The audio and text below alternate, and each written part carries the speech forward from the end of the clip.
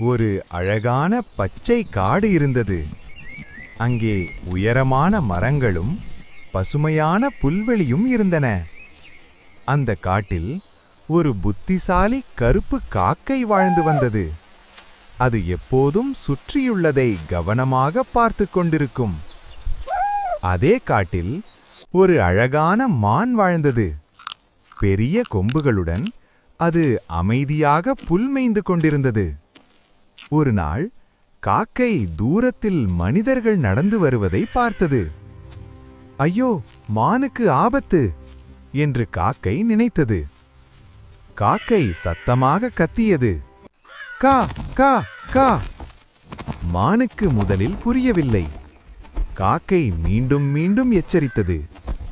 அப்போதுதான் மான் ஆபத்தை உணர்ந்தது.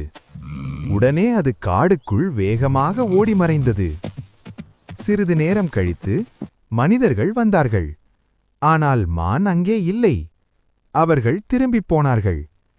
எல்லாம் பாதுகாப்பானதும் மான் மீண்டும் வெளியே வந்தது. நீ என்னை காப்பாற்றினாய், நன்றி நண்பா. காக்கை சிரித்தது. நண்பர்கள் ஒருவருக்கொருவர் உதவ வேண்டும். அன்றிலிருந்து காக்கையும் மானும் நல்ல நண்பர்களாக வாழ்ந்தன. நல்ல மனமும் நல்ல நண்பர்களும் எப்போதும் நம்மை காப்பாற்றுவார்கள்.